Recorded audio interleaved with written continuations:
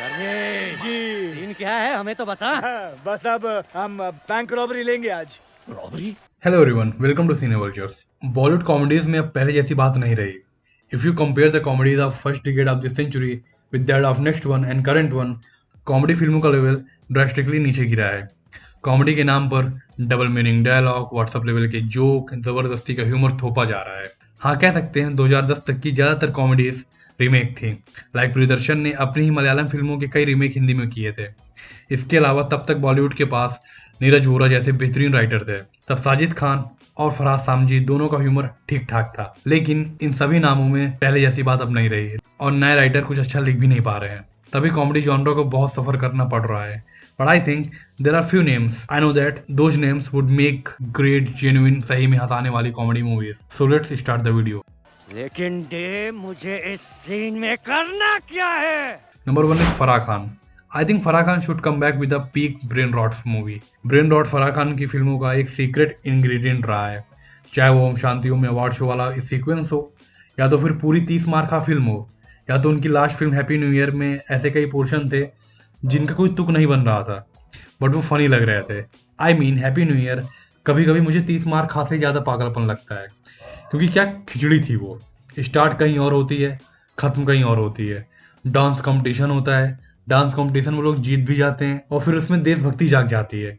I mean क्या नहीं था उस फिल्म में। It was a peak brain rot. It's just a hold on, What is the word? It's a hold on, Johnson for faithful. What is the word? Say it clearly. World Dance Championship. 30 मार्का तो modern day classic बन चुकी है।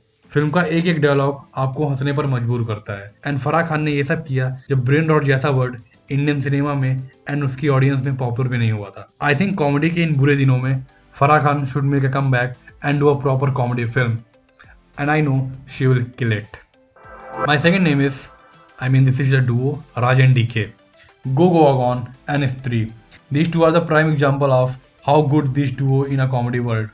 स्त्री के बाद मुझे mad dog universe की दूसरी फिल्में उतनी मजबूत नहीं लगी जितनी स्त्री थे। स्त्री को राज एंड डीके ने लिखा था and you can clearly see the dip in quality between Stree and Stree 2। Go Goa gone भी कितनी खतरनाक फिल्म है। उस फिल्म का ह्यूमर, उसके गैग्स जबरदस्ती नहीं बल्कि एक्चुअल में ऑडियंस को हंसाते हैं। Not in just this film, फर्जी एंड फैमिली मैन सीरीज में भी जो फनी पंचेस डाले गए थे वो कितने जेन्युइन लगते थे। इफ यू रिमेंबर फर्जी का वो सीक्वेंस जिसमें फिरोज एंड सनी नकली नोट लेकर दारू लेने जाते हैं एंड पकड़ जाते हैं, वो सीन काफी फनी था। And that is typical Raj and DK humour. And I think Raj and DK का ह्यूमर जो है मॉडर्न पॉप कल्चर में इफेक्टिव है, वो लोगों को ज्यादा कनेक्ट कर सकता है। एंड आई थिंक कॉमेडी भी टाइम के साथ इवॉल्व हो जाती है। Writers like Farhad Samji and Sajid Khan या फिर लेजेंड लाइक प्रियदर्शन अब इतने इफेक्टिव इसलिए भी नहीं रहे क्योंकि वो अभी भी 10 साल पहले वाले जोक्स बेच रहे हैं। एंड अगर नया करने का ट्राई करते भी हैं तो सीधा व्हाट्सएप लेवल पर पहुंच जाते हैं। वहीं राज एंड डीके की राइटिंग पर वो बैलेंस दिखता है। Social commentary, pop culture, society में प्रूडेंट नॉर्म्स, इन सभी एस्पेक्ट को वो अपनी राइटिंग में परफेक्टली ब्लेंड करते हैं। एंड दैट्स व्हाई उनके जोक्स, डायलॉग बाकी कंटेम्प्रेरी से बेहतर होते हैं। इसलिए वो जिंजी को भी पसंद आते हैं एंड जिंजी से पहले वालों को भी। आई थिंक प्रियदर्शन को छोड़ो, Raj and DK should direct Hera Pheri 3 and before that please make Go Goa Gone 2। वहां जाएंगे बे साले, वहां से यहाँ आते आते गांड फट गई है। अब तेरे को पहाड़ चढ़ना है। छोड़ के थोड़ी जा सकते, उनको हेल्प करना पड़ेगा ना।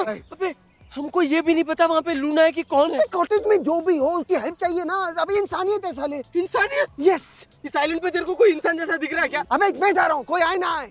My third name is Kunal Khemu. Kunal Khemu is a very underrated actor. Comedy, action, intense.